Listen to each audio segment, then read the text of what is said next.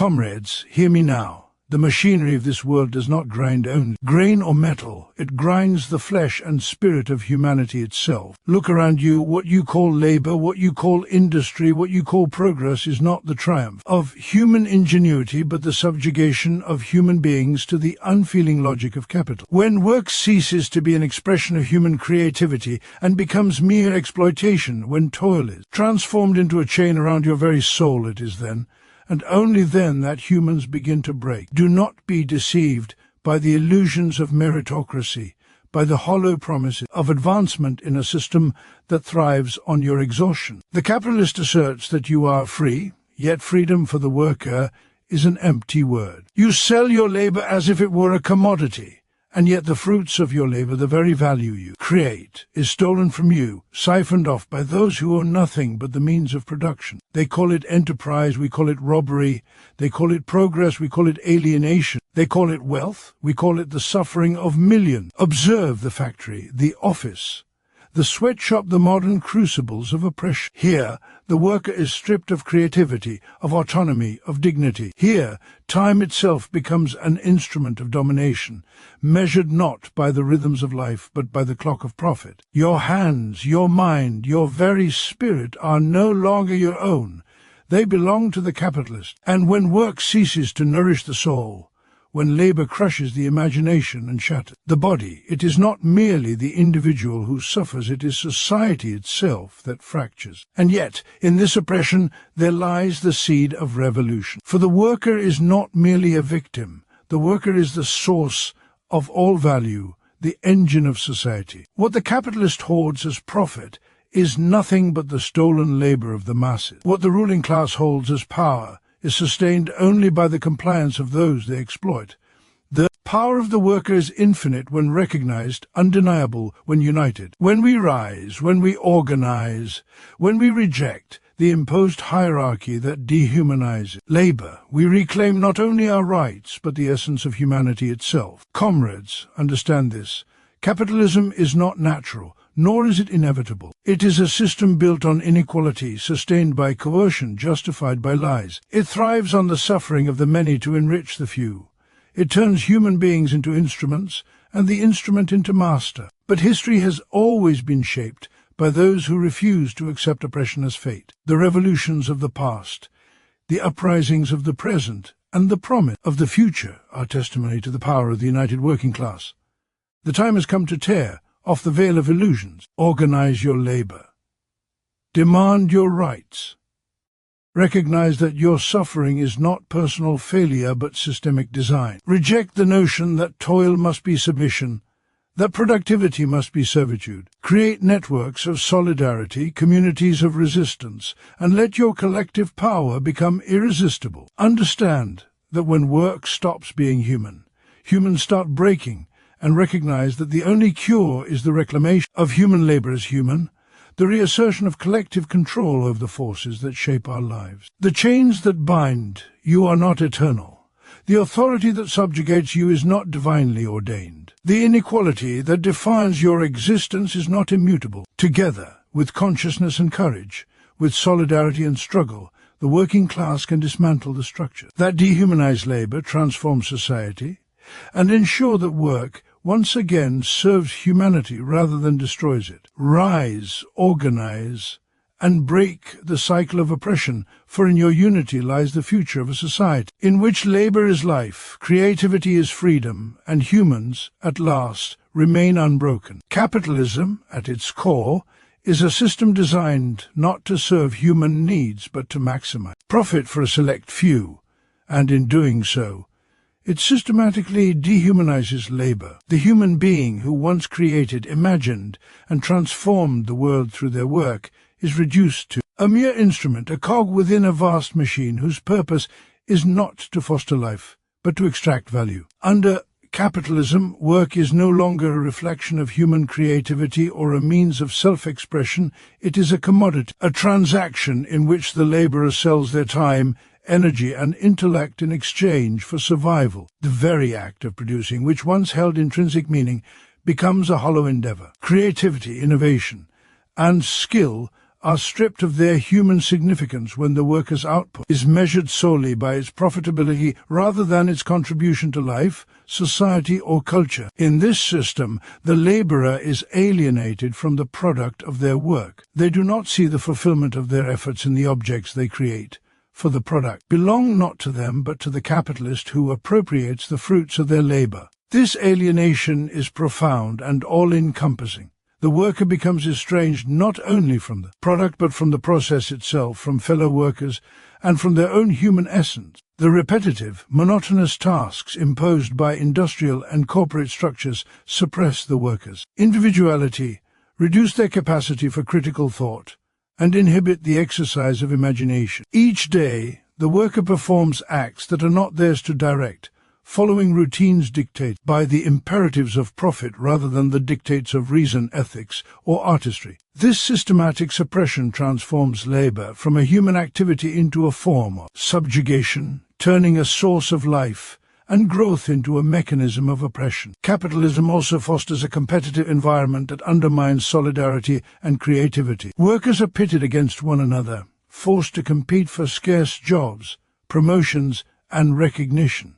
This constant pressure discourages collaboration and mutual support, making human creativity an asset, not for collective progress, but for individual survival within a merciless system. Innovation, instead of being celebrated for its contribution to society, is harnessed to increase efficiency, reduce costs, and maximize profits. The human mind, capable of reflection, problem-solving, and imaginative creation, is constrained by deadlines, quotas, and targets. The worker's ingenuity is redirected away from its natural purpose to explore, to invent, to enrich human life, and toward the objectives of capital accumulation. What could be a joyful exercise of intellect and skill becomes instead a tool of exploitation, a means of sustaining a system that thrives on the alienation of those who make it function. Moreover, the psychological and physical toll on the worker is immense. The pressure to perform, the alienation from one's own labor,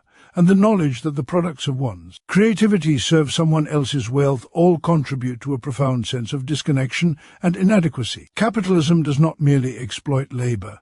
It erodes the worker's sense of identity, dignity, and purpose. This dehumanization is insidious because it disguises itself as normal, as inevitable, as the natural order of society. The laborer is told that their suffering is a personal failing, that their exhaustion is a result of weakness, that their lack of fulfillment is their own fault. In reality, the system is designed precisely to produce these conditions, ensuring that the human potential for creativity and self-expression is continually subordinated to the accumulation of capital. Historically, the development of capitalism has consistently demonstrated this pattern. Industrialization transformed artisans, craftsmen, and skilled laborers, people whose work was once closely tied to their identity, into factory hands who performed repetitive, mechanized tasks. The clock became the master, dictating every moment of the worker's existence, while the value of their contribution was measured not in its quality or significance,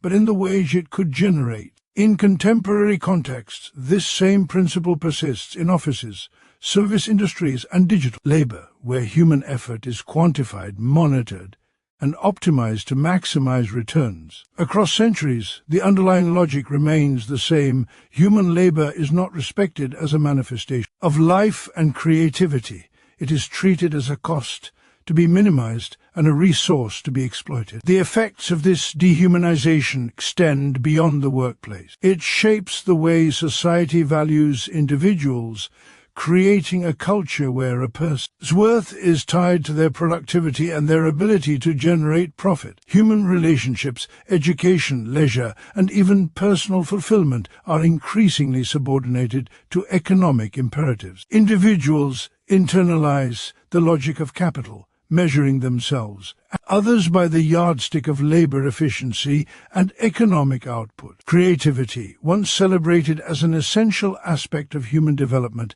is commodified, and genuine human expression is frequently reduced to a marketable skill. In this way, capitalism not only exploits labor, but systematically reshapes the human being, cultivating a world in which work is alien, life is transactional, and humans are estranged from the essence of their own existence. Ultimately, the dehumanization of labor under capitalism is not an accidental byproduct.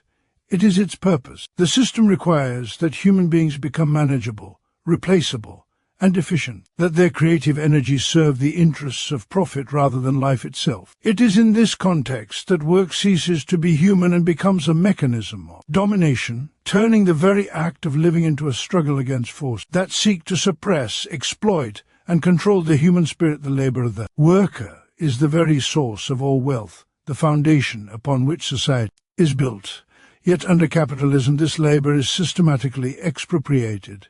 The value it produces is seized by those who own the means of production. From the moment the worker enters the factory, the office, or the field, every movement, every decision, every effort they expend generates value that they will never fully possess. The fruits of their toil, the machines they operate, the products they assemble, the services they deliver are appropriated by the capitalist who has contributed nothing but capital, ownership, and the ability to enforce control. This expropriation is not incidental. It is the very mechanism through which the capitalist system functions. The worker produces wealth, but the capitalist claims it as profit, creating a society in which the few grow rich while the many labor endlessly without reprieve. Consider the process in its most visible form. The worker produces goods or provides services whose value far exceeds the wages they receive. If a laborer works 10 hours building a chair or coding a program, the value of that labor in the market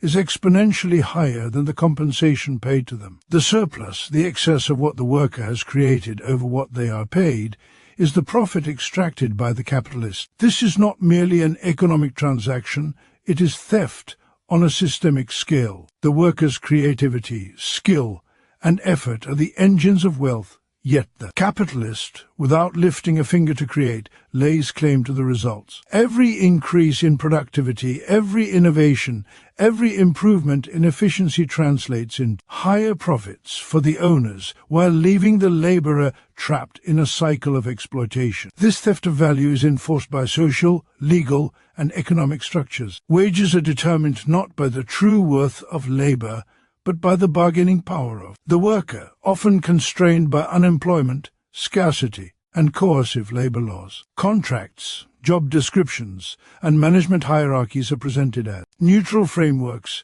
yet they serve to formalize the expropriation of labor. The capitalist claims legitimacy not through creation, but through ownership, and society validates this claim through law, ideology, and cultural norms. Workers are told that their wages are fair, that their labor is voluntary, and that the accumulation of wealth by the few is a natural reward for talent or risk-taking. Yet these narratives obscure the fundamental reality that wealth is accumulated by dispossessing the majority, that the few live in comfort on the exploitation of the many. The consequences of this expropriation are profound. Economically, it produces vast inequalities, concentrating resources in the hand of a tiny elite while leaving the majority to struggle for subsistence. Socially, it fosters a hierarchy in which human worth is measured by productivity and ownership rather than humanity itself. Psychologically, it imposes alienation as workers realize that their efforts enrich others while they remain dependent, powerless, and undervalued. The worker becomes estranged not only from the product of their labor, but from the very sense of justice, fairness, and dignity. Every innovation they contribute,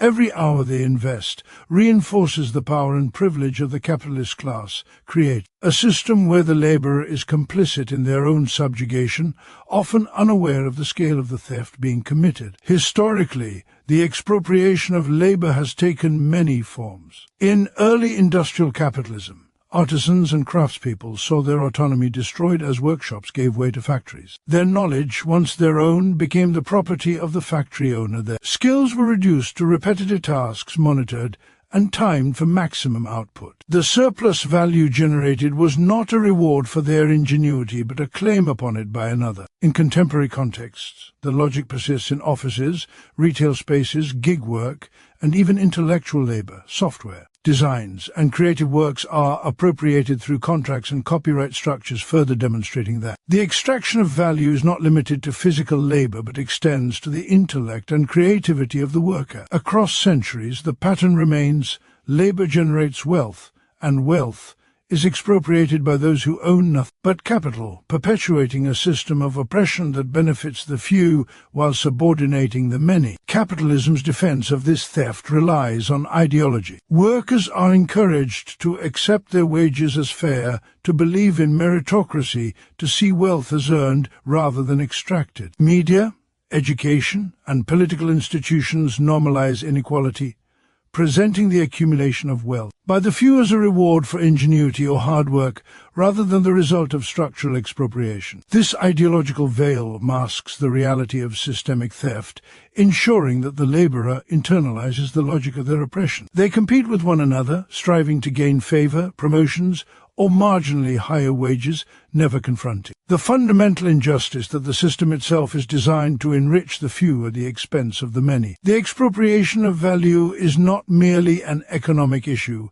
It is the defining contradiction of capitalist society. It ensures that those who produce life and wealth remain powerless, while those who contribute nothing claim dominion over society's resources. The workers' labor, the very source of civilization's progress, is converted into profit for the few, perpetuating cycle of inequality, oppression, and alienation that define every aspect of modern life. Under capitalism, the worker is subjected to a profound alienation, a systematic estrangement that reaches into every corner of human existence, severing the connection between labor and life, between effort and meaning, between individual and society. This alienation is not a flaw of personal character or a failure of individual initiative. It is the inevitable outcome of a system designed to extract maximum value from human labor while suppressing its human essence. When work ceases to be an expression of creativity, intelligence, and social contribution, it becomes a mechanism of oppression, and the worker becomes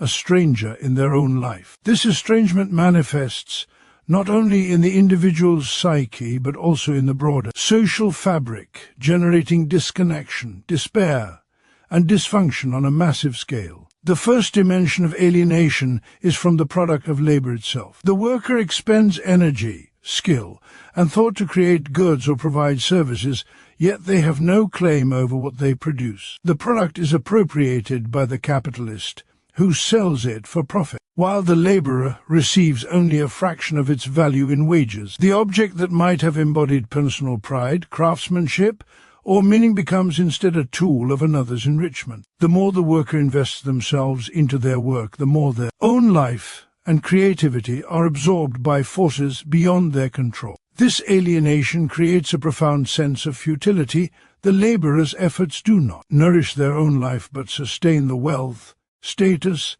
and power of another. The human act of creation, which might have been a source of satisfaction and self-realization, becomes a source of estrangement and emptiness. A second form of alienation is from the process of work itself. Labor under capitalism is typically repetitive, monotonous, and dictated by external imperatives rather than by the worker's own volition. The tasks assigned, the pace demanded, and the rules enforced are determined not by human need or purpose, but by the demands of profit, efficiency, and control. In this environment, the worker's intellect, creativity, and judgment are subordinated to machinery, quotas, and deadlines. Work ceases to be a dialogue between the human mind and the world. It becomes a one-sided imposition, a series of motions, performed to satisfy objectives that have nothing to do with human well-being. This process alienates the worker from their own capacities, reducing the human being to a function, a replaceable unit, a cog in an impersonal machine. The loss is both psychological and social. Without meaningful engagement in their own labor,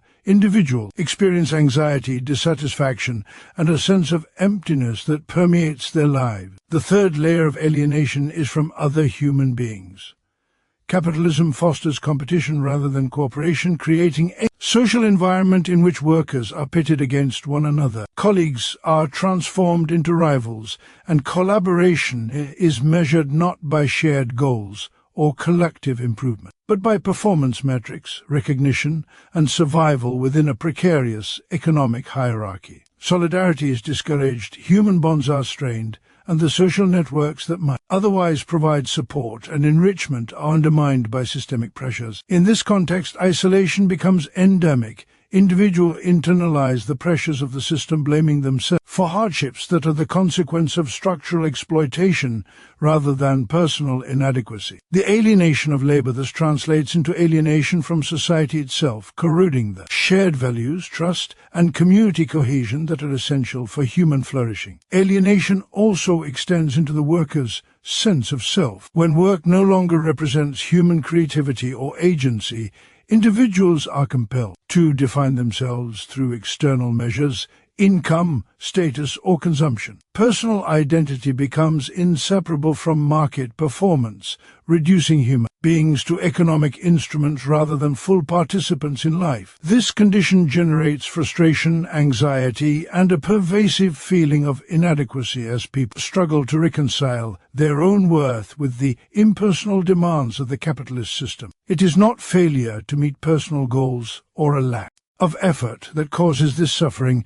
It is the structural denial of the ability to engage in meaningful, self-directed labor. The worker experiences life as a series of obligations and constraints, not as a space for growth, reflection, and creative fulfillment. Society as a whole suffers from this alienation. When the majority of laborers are disconnected from the products, process, and social significance of their work, social cohesion erodes. Communities become fragmented, civic engagement declines, and the political and cultural life of society is impoverished. Alienation produces a climate in which people feel powerless to shape their environment, resentful of others who appear to succeed, and disconnected from the collective enterprise of civilization. Inequality, exploitation, and injustice are natural consequences of this system, and yet they are experienced as personal misfortune or moral failure by those most affected. The breakdown is systemic, but it manifests in the mental health crisis, social unrest, and cultural disintegration that mark contemporary life. Capitalism's alienation is not an unfortunate side effect, but a structural imperative. By separating labor from ownership, by dictating the conditions of work, by commodifying human effort, and by fostering competition over cooperation, the system ensures that human potential is stifled, and human beings are estranged from themselves and one another. The despair, fatigue, and fragmentation that individuals experience are not signs of personal weakness. They are symptoms of a society in which labor is abstracted, commodified, and exploited. The alienation of work creates alienation of life itself, generating profound psychological, social, and cultural breakdowns that reflect the fundamental contradiction at the heart of capitalism. The productive capacities of humanity are immense, yet the system channels them into oppression, deprivation, and estrangement. True power in society has never resided in the hands of the few who claim ownership over land,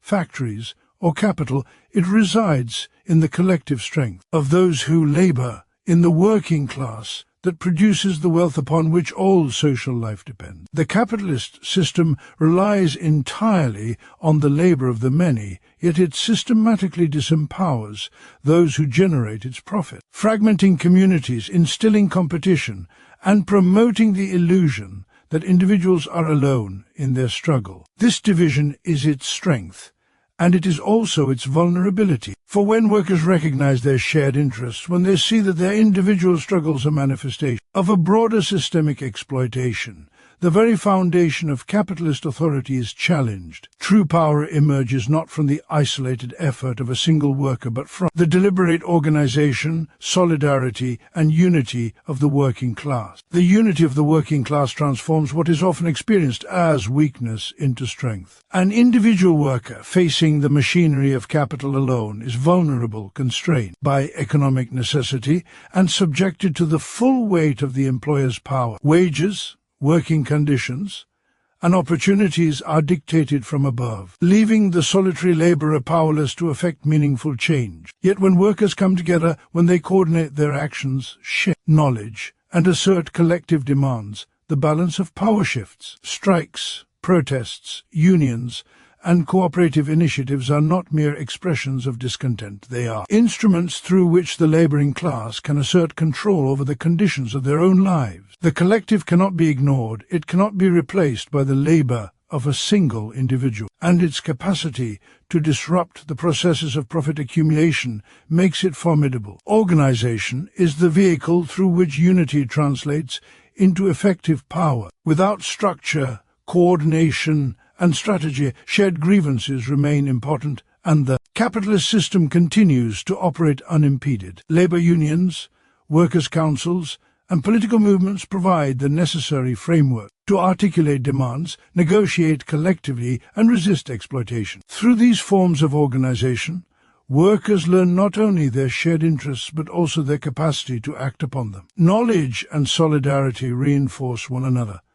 As workers understand the systemic nature of their oppression, they become more willing to support collective initiatives, and as they organize and act, they confirm the reality of their collective strength. Organization transforms latent dissatisfaction into deliberate action, and in doing so, it reshapes the social landscape. History demonstrates the transformative potential of working-class unity. Revolutions, labor movements, and social reforms have all been made possible because workers recognize that individual struggle is insufficient to challenge structural inequality. The strikes that won the 8-hour workday, the movements that secured workplace safety and social protections, and the uprisings that overthrew entrenched systems of oppression all emerged from coordinated collective action. The capitalist class relies upon the disunity of labor, exploiting division of skill, race, gender, and nationality to weaken resistance. But when the working class transcends these divisions,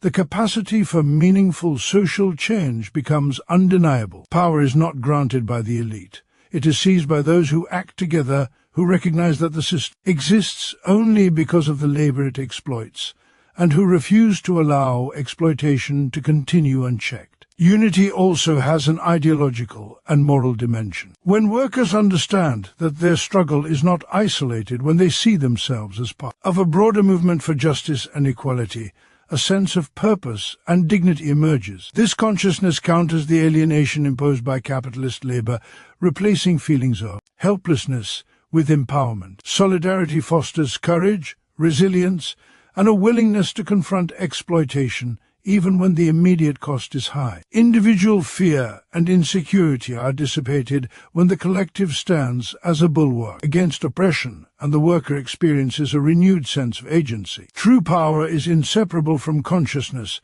the realization that the working class is not powerless but holds the key to its own liberation is itself revolutionary. Furthermore, the unity of the working class extends beyond individual workplaces or industries. It is a social and global phenomenon. The struggles of one group of laborers resonate with others, create networks of resistance that transcend geography and nationality. Capitalism functions on a global scale, extracting value from workers worldwide, and it can only be challenged on a similarly expansive front. International solidarity strengthens local struggles, builds shared knowledge, and demonstrates the universality of the working-class condition. Power is magnified when laborers recognize that their collective strength is not confined to a single location, but is part of a worldwide force capable of challenging systemic exploitation. Ultimately, the unity and organization of the working class is not merely a strategy for better wages or improved conditions. It is the foundation for reclaiming control over the very structures of society. The laboring majority produces the wealth, operates the machinery, and sustains the social order, yet under capitalism it remains subordinated. Recognition of this fact, coupled with deliberate collective action, transforms potential into reality. Organization transforms numbers into leverage, consciousness into resolve, and solidarity into action, demonstrating that true power never resided in the isolated individual but in the collective capacity of the workers to shape their own destiny, challenge oppression, and reclaim control over their labor and their lives. The liberation of humanity cannot be achieved without addressing the fundamental structures that govern labor and the production of wealth, for it is precisely within these structures that oppression and inequality are entrenched. Under capitalism, the worker produces not for themselves or for society at large, but for the profit of those who own the means of production. Factories, offices, farms, and digital platforms are controlled by a minority who dictate the terms of work, the distribution of resources, and the very conditions of life for the majority. In this context, labor is a commodity, the value of which is appropriated by others, leaving the laborer estranged from both the product of their effort and from the full expression of their human potential. To reclaim control over labor and the means of production is to restore humanity to its rightful position as the active agent in society rather than a subjugated instrument, and this reclamation is the essential condition for human liberation. The expropriation of labor under capitalism is not simply a matter of wages or working conditions. It is the denial of the worker's agency and creativity. The worker's effort, time, and intelligence are harnessed to serve purposes external to themselves, leaving the human being alienated from the process of creation. Machines, tasks, and schedules are imposed, and the worker's choices are subordinated to the imperatives of efficiency and profit. In this context, labor ceases to be a human activity and becomes a mechanism of survival within a system designed to extract maximum value from human effort. The liberation of labor, therefore, is not merely about higher pay or shorter hours. It is about reasserting the worker's right to direct, benefit from, and find fulfillment in their own productive activity. Only by reclaiming control over the processes of work can human beings restore the creative and social dimensions of labor that capitalism systematically suppresses. Control over the means of production is inseparable from the liberation of labor itself. The capitalist class maintains power because it owns the tools, resources, and infrastructure that enable the creation of wealth, while workers are reduced to selling their labor in exchange for survival. Factories, farms, and offices, along with the knowledge and technology that enable production, are monopolized, and this monopoly allows the few to dictate terms, extract surplus value, and perpetuate social hierarchy. When the working class asserts ownership, either collectively or through social structures that prioritize human need over private profit, the dynamic shifts. Production becomes a means to satisfy collective needs rather than individual greed. Labor is aligned with purpose and dignity, and society gains the ability to allocate resources rationally rather than chaotically for profit. This transformation is fundamental, for without control over the material conditions of life, human freedom remains incomplete. The historical record demonstrates the potential of collective action in reclaiming control. Worker cooperatives, socialized industries, and labor movements illustrate that production can be organized democratically, with decisions made by those who contribute their labor and expertise. These models challenge the narrative that productivity and efficiency require hierarchical domination and profit-driven oversight, showing instead that human beings, when empowered to manage their own work, are capable of creativity, innovation, and social responsibility. The liberation of labor through control of the means of production is thus not an abstract ideal,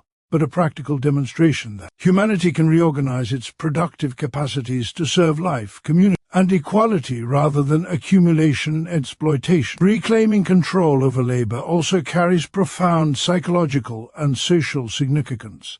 Alienation, fatigue, and a sense of powerlessness pervade modern life under capitalism because workers are estranged from both their activity and its outcomes. When workers regain agency over the conditions, methods, and objectives of their work, they not only produce value but also experience the affirmation of their own humanity. Labor ceases to be a source of oppression and becomes a source of empowerment, self-expression, and social cohesion. Communities benefit as well because production becomes responsive to social need rather than market speculation, fostering solidarity and shared purpose. The liberation of labor is therefore both individual and collective, reshaping human relationships, culture, and society itself. The philosophical dimension of reclaiming control over production is equally critical. Human beings are not defined solely by survival or consumption. They are defined by their capacity to act upon the world, to create, to cooperate, and to shape their environment. When external forces dominate these capacities,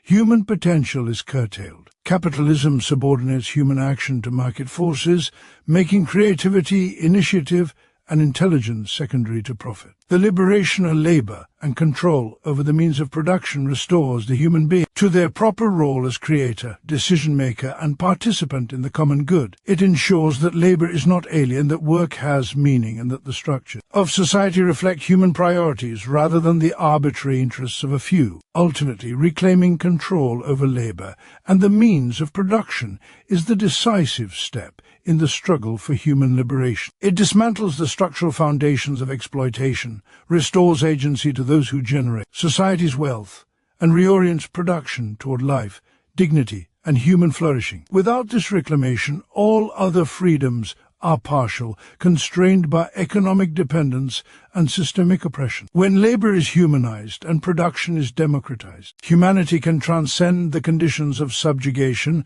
realizing both the creative potential of individuals and the collective power of society to organize for justice, equality, and the full expression of human life. Comrades, we have traced the chains that bind us, the mechanisms through which capitalism dehumanizes labor, expropriates value, alienates the worker, and perpetuates inequality. We have seen that the suffering we endure is not a product of personal weakness, but a consequence of a system designed to exploit, divide, and dominate. Yet within this oppression lies the undeniable truth. The power to change our condition resides not in the hands of the few who claim ownership over wealth, but in the unity, consciousness, and organization of the working class itself. True liberation requires reclaiming control over our labor, over the means of production, and over the very structures that govern our lives. It demands solidarity, courage, and unwavering resolve to transform society so that work once again becomes an expression of human creativity, purpose, and dignity. The future belongs to those who recognize their power, who refuse to be alienated, and who rise together to assert their right to shape not only their labor, but the destiny of all humanity.